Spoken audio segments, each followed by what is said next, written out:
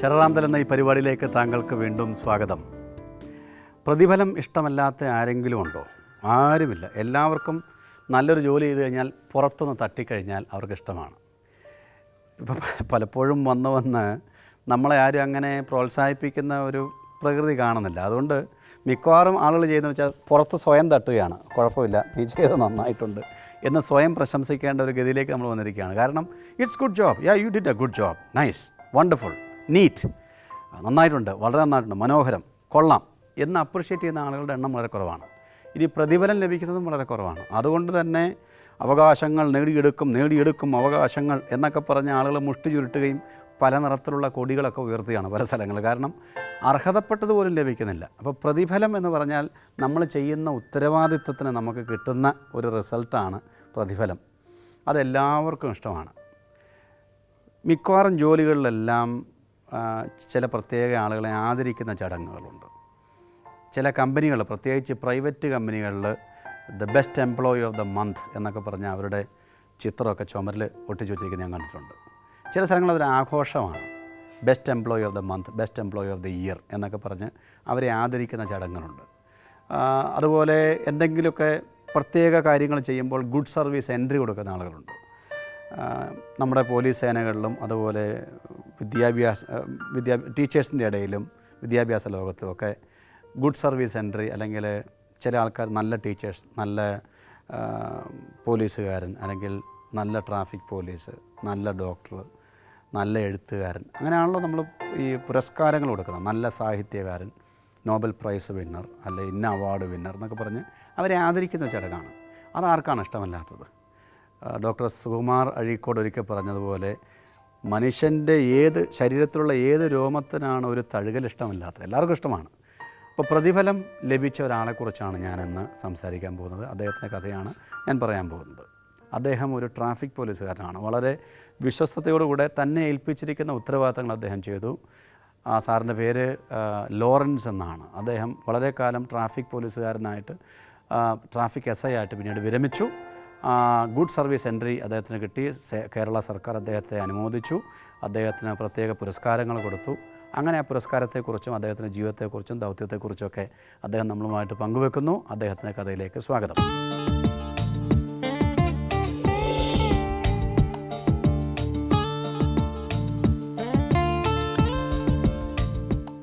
എൻ്റെ പേര് TC Lawrence. ഞാൻ തിരുവല്ലയിലെ ട്രാഫിക് SI ആയിരുന്നു. ഇപ്പോൾ റിട്ടയറായി തിരുവല്ല ജോയി ആലിക്കാസിൽ PRO പബ്ലിക് റിലേഷൻ ഓഫീസറായിട്ട് ജോലി നോക്കുന്നു.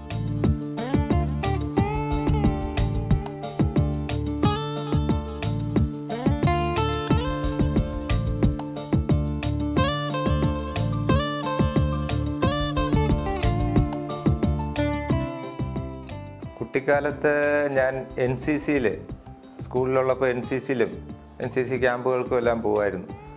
അന്ന് മുതലേ പട്ടാളത്തിലോ പോലീസിലോ ഒരു ജോലി കയറണമെന്നൊരാഗ്രഹം ഉണ്ടായിരുന്നു. അത് മനസ്സിൽ നമ്മളൊരു ജോലി ചെയ്യണമെന്ന്, നമുക്ക് കിട്ടണമെന്ന് ആഗ്രഹിക്കുന്ന ജോലി കിട്ടുമ്പോൾ ആ ജോലി നന്നായിട്ട് നമുക്ക് ചെയ്യാൻ സാധിക്കും. ഇപ്പോൾ നമ്മളുടെ ജനകീയ പോലീസ് സംവിധാനം നിലവിൽ വന്നിട്ടുണ്ട്. എല്ലാ സ്റ്റേഷനുകളിലും ആ സംവിധാനത്തിൽ ജോലി ആരംഭിച്ചു. പക്ഷേ ഞാൻ വർഷങ്ങൾക്ക് മുമ്പ് 1977 ഞാൻ പോലീസിൽ കയറിയത്.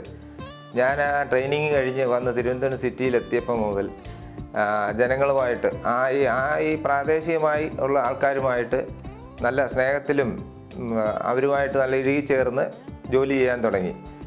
ഇപ്പോഴത്തെ ജനകീയ പോലീസ് സംവിധാനം ഈ അടുത്ത കാലത്ത് വന്നതാണ്. പണ്ട് മുതലേ ഞാൻ ആ രീതിയിൽ ജോലി ചെയ്തു.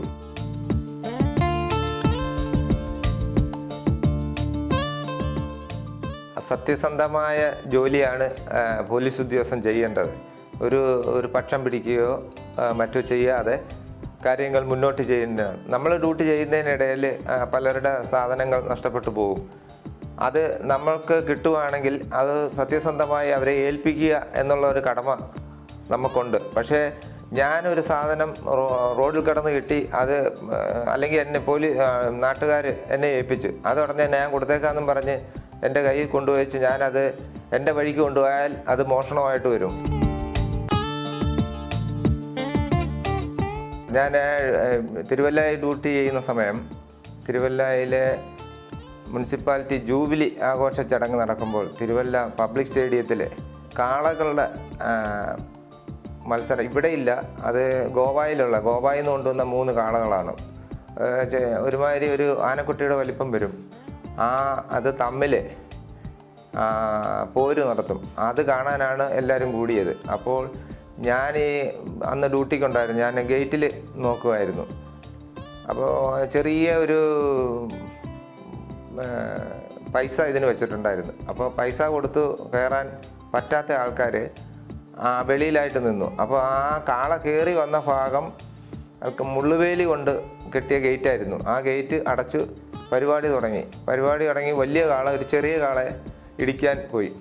ചെറിയ കാള അതിശക്തിയായിട്ട് ആ കാളയെ ഉപദ്രവിക്കാൻ ചെന്നപ്പോൾ ആ കാള ഇറങ്ങി ഓടിയെ കണ്ടപ്പോൾ എനിക്ക് മനസ്സിലായി ഈ കാള വന്ന വഴിക്ക് ഗേറ്റിലേക്ക് വരുമെന്ന്. ഗേറ്റിൽ നിറച്ച ആൾക്കാർ ഗേറ്റെ പിടിച്ച് നിൽക്കുകയായിരുന്നു. ഞാൻ പെട്ടെന്ന് വന്ന് ആ ഗേറ്റ് വലിച്ച് മുള്ളുവേലി ആൾക്കാരോട് ചേർന്ന് വലിച്ച് പറിച്ച് മാറ്റിയിട്ടു. കാള വന്ന് ഇടിച്ച് തെറിപ്പിച്ചു. അവിടെ നിന്ന 3-4 പേര് തെറിച്ചു പോയി.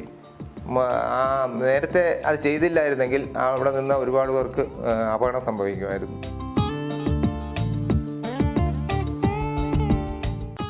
നമ്മൾ ജോലി ചെയ്യുന്നിടയിൽ ദൈവ സാന്നിധ്യം ഉണ്ടാകുന്നുണ്ട്.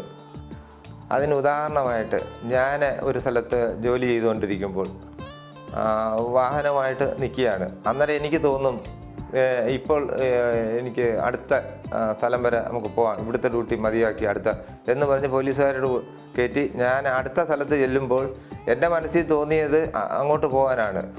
ആ സ്ഥലത്തിന് അടുത്തെത്തുമ്പോഴത്തേക്ക് അതിന് തൊട്ട് മുന്നേ അവിടെ ഒരു ആക്സിഡൻറ്റ് നടന്നു.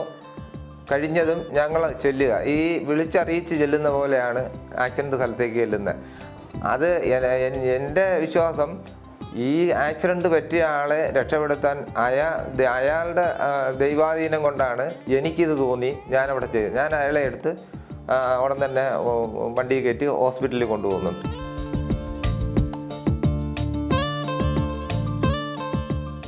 എനിക്ക് നല്ല രീതിയിൽ ജോലി ചെയ്തതിന് ഗുഡ് സർവീസ് എൻട്രികളും ക്യാഷ് അവാർഡും ഡിപ്പാർട്ട്മെൻറ്റിൽ നിന്ന് കിട്ടിയിട്ടുണ്ട്. അതുകൂടാതെ കൂടുതൽ അവാർഡുകൾ ലഭിക്കുമ്പോൾ ഡിപ്പാർട്ട്മെൻറ്റിൻ്റെ വകയായിട്ട് പോലീസ് മെഡൽ, കേരള സ്റ്റേറ്റ് അവാർഡാണ് പോലീസ് മെഡൽ, അത് മുഖ്യമന്ത്രിയുടെ പോലീസ് മെഡൽ ലഭിച്ചിട്ടുണ്ട്. കൂടാതെ പല സംഘടനകളും YMCA, rotary club, lions club, Bodhana, അങ്ങനെ പല സംഘടനകളിൽ നിന്നും അവാർഡുകൾ ലഭിച്ചിട്ടുണ്ട്.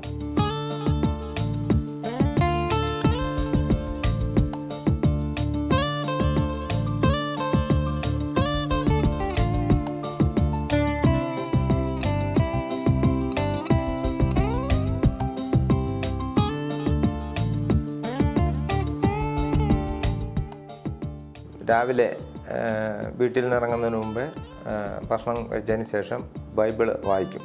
വായിച്ച് ബൈബിളിൻ്റെ ഒരു വാക്യം വായിച്ചിട്ടാണ് ഇറങ്ങുന്നത്. അതിനുശേഷം ഞാൻ എൻ്റെ ജോലി സ്ഥലം, ഇപ്പോൾ ജോലി ചെയ്യുന്നത് തിരുവല്ല ജോയി ആലിക്കാസിൽ പബ്ലിക് റിലേഷൻ ഓഫീസറായിട്ട് ജോലി ചെയ്യുന്നു. അവിടെ ചെന്നതിന് ശേഷം അവിടെ എൻ്റെ ജോലി സംബന്ധമായ കാര്യങ്ങളിൽ ഏർപ്പെടും. അതുകൂടാതെ ഞാൻ ഇടയ്ക്ക് ഈ ഷോപ്പിന് വെളിയിലും ഒക്കെ എൻ്റെ ജോലിയുടെ ഭാഗമായിട്ടുള്ളതാണ്. ആ സമയങ്ങളിൽ എൻ്റെ പഴയ സുഹൃത്തുക്കൾ കാണാറുണ്ട്. SI-മാരും DSP-മാരും CI-മാരും ഒക്കെ അതിലേ കടന്നു പോകും, എന്നെ കൈ കാണിക്കും. ഞാൻ കുശല അന്വേഷണം നടത്താറുണ്ട്. അതിനുശേഷം ഞാൻ 8 മണിക്ക് എൻ്റെ ജോലി അവിടെ കഴിയുമ്പോൾ ഞാൻ തിരിച്ച് വീട്ടിൽ വരും. വീട്ടിൽ വന്ന് എൻ്റെ സാധാരണ കാര്യങ്ങൾ എല്ലാം ചെയ്തതിന് ശേഷം ഞാനും എൻ്റെ ഭാര്യ ഓമന ലോറൻസ് ഞങ്ങൾ ഭക്ഷണം കഴിച്ച് വൈകുന്നേരം പ്രാർത്ഥനയും കഴിഞ്ഞ് ഞങ്ങൾ വീട്ടുകാര്യങ്ങളൊക്കെ ചർച്ച ചെയ്യും.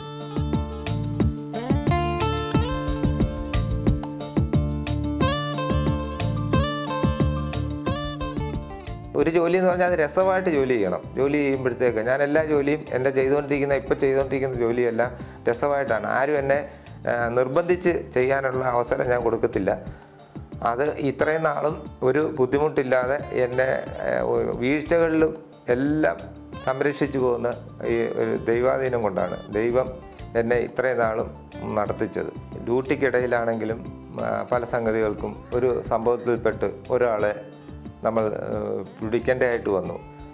അപ്പം അവരെ ഉപദ്രവിക്കുക എന്നുള്ളതല്ല, ആ സ്ഥാനത്ത് ഞാനായിരുന്നെങ്കിൽ അല്ലെ അതെനിക്കായിരുന്നെങ്കിൽ എന്ന ഒരു തത്വത്തിൽ ജോലി ചെയ്താൽ നമ്മളുടെ ജോലി കൂടുതലായിട്ട് സുഖപ്രദമായിട്ട് ചെയ്യാൻ സാധിക്കും. അതായത് നമുക്ക് എന്താഗ്രഹിക്കുന്നതോ അത് നിങ്ങൾ അവർക്കായി ചെയ്യുവിൻ എന്നൊരു വാക്യം ബൈബിളിലുണ്ട്. ആ വാക്യം ഉൾക്കൊണ്ടാണ് ഞാൻ ഇതുവരെ ജോലി ചെയ്തുകൊണ്ടിരിക്കുന്നത്.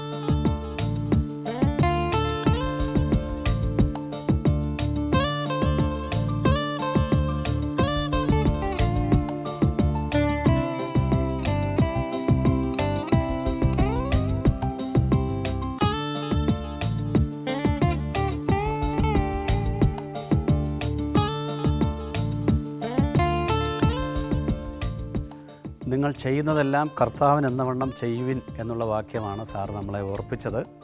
നമ്മൾ ചെയ്യുന്ന ഉത്തരവാദിത്വത്തിന് പ്രതിഫലം നൽകുന്ന ദൈവമാണ്. Doing job is my responsibility and I will be rewarded, that is God's part.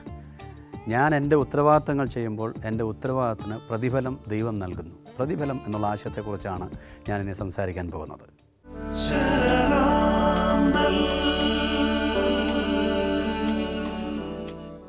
പ്രതിഫലം എന്നുള്ള ആശയത്തെക്കുറിച്ചാണല്ലോ നമ്മൾ ചിന്തിച്ചുകൊണ്ടിരുന്നത്.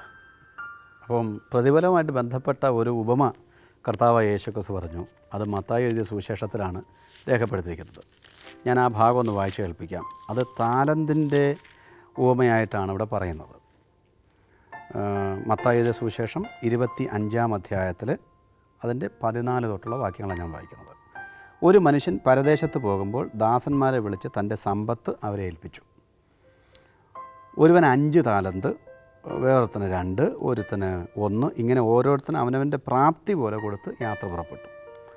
5 താലന്ത് ലഭിച്ചവൻ ഉടനെ ചെന്ന് വ്യാപാരം ചെയ്ത് വേറെ 5 താലന്ത് സമ്പാദിച്ചു.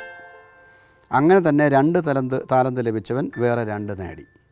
1 ലഭിച്ചവനോ പോയി നിലത്ത് ഒരു കുഴി കുഴിച്ച് യജമാനൻ്റെ ദ്രവ്യം മറച്ചു വെച്ചു. അപ്പോൾ 3 പേർക്ക് 3 തരത്തിൽ അവരുടെ പ്രാപ്തി പോലെ കൊടുത്തു. 3 പേര് ചെയ്ത കാര്യം നമ്മളിപ്പോൾ കേട്ടത്. പിന്നെ വളരെ കാലം കഴിഞ്ഞ ശേഷം ആ ദാസന്മാരുടെ യജമാനൻ വന്ന് അവരുമായി കണക്ക് തീർത്തു. അങ്ങനെ പ്രശ്നമുണ്ട് കേട്ടോ. ഈ കൊടുത്ത് നമ്മൾ മേടിച്ചു കഴിഞ്ഞാൽ അതിനെല്ലാം ഉത്തരവാദിത്വം ഉണ്ടല്ലോ, അപ്പോൾ അതിന് കണക്ക് കൊടുക്കണം. അങ്ങനെ കണക്ക് തീർക്കുന്ന നാൾ വന്നു. 5 താലന്ത് ലഭിച്ചവൻ അടുക്ക വന്ന് വേറെ 5 കൂടെ കൊണ്ടുവന്നു. യജമാനനെ, 5 താലന്തല്ലോ എന്നെ ഏൽപ്പിച്ചത്, ഞാൻ 5 താലന്ത് കൂടെ നേടിയിരിക്കുന്നു എന്ന് പറഞ്ഞു. വലിയ സന്തോഷം. അതിന് യജമാനൻ, നല്ലവനും വിശ്വസ്തനുമായ ദാസനെ, നീ അല്പത്തിൽ വിശ്വസ്തനായിരുന്നു, ഞാൻ നിന്നെ അധികത്തിന് വിചാരനാക്കും, നിൻ്റെ യജമാനൻ്റെ സന്തോഷത്തിലേക്ക് പ്രവേശിക്കുക എന്നവനോട് പറഞ്ഞു. അപ്പോൾ അതാണ് അവൻ്റെ പ്രതിഫലം. ഇനി 2 താലന്ത് കൊടുത്ത കക്ഷിയുണ്ടല്ലോ. അപ്പോൾ 2 താലന്ത് ലഭിച്ചവനും അടുക്കൽ വന്നു. യജമാനനെ, 2 താലന്തല്ലോ എന്നെ ഏൽപ്പിച്ചത്, ഞാൻ 2 താലന്ത് കൂടെ നേടിയിരിക്കുന്നു എന്ന് പറഞ്ഞു. അതിന് യജമാനൻ, നല്ലവനും വിശ്വസ്തനുമായ ദാസനെ, നീ അല്പത്തിൽ വിശ്വസ്തനായിരുന്നു, ഞാൻ നിന്നെ അധികത്തിന് വിചാരകനാക്കും, നിൻ്റെ യജമാനൻ്റെ സന്തോഷത്തിലേക്ക് പ്രവേശിക്കുക എന്നവനോട് പറഞ്ഞു. പിന്നെയുള്ളത് 1 താലന്ത് ലഭിച്ച കക്ഷിയാണ്. 1 താലന്ത് ലഭിച്ച കക്ഷി അടുക്ക വന്നു കേട്ടോ. 1 താലന്ത് ലഭിച്ചതിനും അടുക്ക വന്നു. യജമാനെ, ഞാൻ പറയുകയാണ് യജമാനെ കുറിച്ച്. കാശിന് എന്ത് സംഭവിച്ചെന്ന് പറയുന്നില്ല, ആളെക്കുറിച്ചാണ് പറയുന്നത്. നീ വിതയ്ക്കാത്തടത്തു നിന്ന് കൊയ്യുകയും വിതറാത്തടത്തു നിന്ന് ചേർക്കുകയും ചെയ്യുന്ന കഠിന മനുഷ്യൻ എന്ന് ഞാൻ അറിഞ്ഞ് ഭയപ്പെട്ട് നിൻ്റെ താലന്ത് നിലത്ത് മറച്ചു വെച്ചു. അവൻ കുഴിച്ചിട്ടു. നിൻ്റേത് ഇതാ, എടുത്തു കൊള്ളുക എന്ന് പറഞ്ഞു. പണ്ട് കൊടുത്താൽ 1 താലന്ത് തിരിച്ച്, കുടിച്ചോ, നിൻ്റെ കാശ് ഇരിക്കട്ടെ. അതിന് യജമാനൻ ഉത്തരം പറഞ്ഞത്, ദുഷ്ടനും മടിയനുമായ ദാസനെ, ഞാൻ വിതയ്ക്കാത്തടത്തു നിന്ന് കൊയ്യുകയും വിതറാത്തടത്തു നിന്ന് ചേർക്കുകയും ചെയ്യുന്നവനെന്ന് നീ അറിഞ്ഞുവല്ലോ. നീ എൻ്റെ ദ്രവ്യം പൊൻവാണിഭക്കാരെ ഏൽപ്പിക്കേണ്ടതായിരുന്നു. ബാങ്കിലെങ്കിലും ഇട്ടാൽ മതിയായിരുന്നല്ലോ, പലിശയെങ്കിലും കിട്ടത്തില്ലായിരുന്നു. എന്നാൽ ഞാൻ വന്ന് എൻ്റേത് പലിശയോടുകൂടെ വാങ്ങിക്കൊള്ളുമായിരുന്നു. ആ താലന്ത് അവൻ്റെ പക്കൽ നിന്നെടുത്ത് 10 താലന്തുള്ളവന് കൊടുപ്പിൻ. അങ്ങനെ ഉള്ളവനും ഏവനും ലഭിക്കും, അവന് സമൃദ്ധിയും ഉണ്ടാകും. ഇല്ലാത്തവനോട് ഉള്ളതും കൂടെ എടുത്തു കളയും. എന്നാൽ കൊള്ളരുതാത്ത ദാസനെ ഏറ്റവും പുറത്തുള്ള ഇരുട്ടിലേക്ക് കളവിൻ, അവിടെ കരച്ചിലും പല്ലുകടിയും ഉണ്ടാകും. അപ്പോൾ ഈ ഉപമയിലൂടെ കർത്താവ് നമ്മളോട് പറയുന്നത്, നമ്മളെല്ലാം ഗൃഹവിചാരകന്മാരാണെന്നാണ്. എന്ന് പറഞ്ഞാൽ we are only stewards of God's property. ദൈവം നമുക്ക് സമ്പത്ത് നൽകിയിട്ടുണ്ട്, വീട് തന്നിട്ടുണ്ട്, കഴിവുകൾ, താലന്തുകൾ തന്നിട്ടുണ്ട്. പക്ഷെ അതെങ്ങനെ വിനിമയം ചെയ്യുന്നു എന്നുള്ളതിനെക്കുറിച്ചാണ്.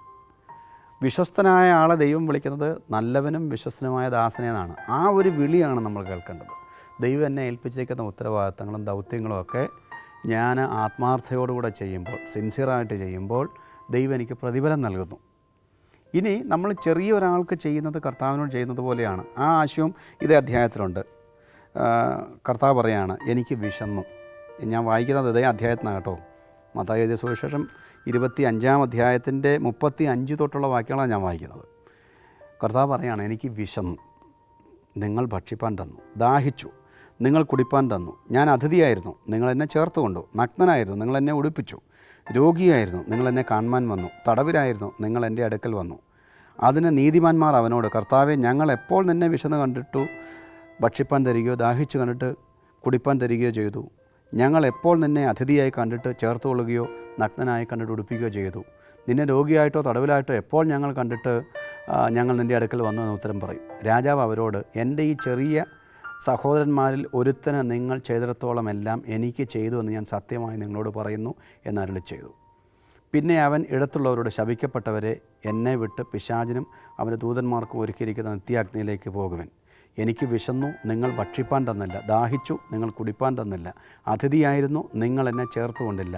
നഗ്നനായിരുന്നു, നിങ്ങൾ എന്നെ ഉടുപ്പിച്ചില്ല. രോഗിയും തടവിലുമായിരുന്നു, നിങ്ങൾ എന്നെ കാണുവാൻ വന്നില്ല എന്ന് അരുളി ചെയ്യും. അതിനവർ, കർത്താവെ, ഞങ്ങൾ നിന്നെ വിശക്കുന്നവനോ ദാഹിക്കുന്നവനോ അതിഥിയോ നഗ്നനോ രോഗിയോ തടവിലായോ എപ്പോൾ കണ്ടു? നിനക്ക് ശുശ്രൂഷ ചെയ്യാതിരുന്നു എന്ന് ഉത്തരം പറയും.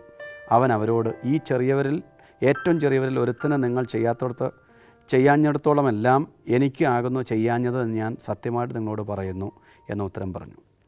ഇത് ഈ ലോകത്തിൽ കർത്താവായ യേശുക്രിസ്തു ഇനി ഭൂമിയിൽ വന്ന് ലോകത്തെ ഭരിക്കുന്നൊരു കാലഘട്ടമുണ്ട്.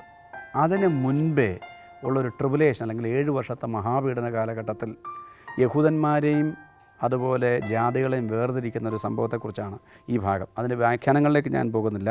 കാരണം രക്ഷിക്കപ്പെട്ട യഹൂദന്മാരും രക്ഷിക്കപ്പെട്ട വിജാതീയരെക്കുറിച്ചുള്ള പരാമർശമാണ് ഇവിടെയുള്ളത്. അപ്പോൾ അന്ന് യഹൂദന്മാർ മുഴുവൻ ഉപദ്രവം അനുഭവിക്കുന്ന സമയത്ത് അവരെ സഹായിക്കാൻ വേണ്ടി ഒരു കൂട്ടർ പോകും. മശിഹായോടുള്ള സ്നേഹം മുഖാന്തരം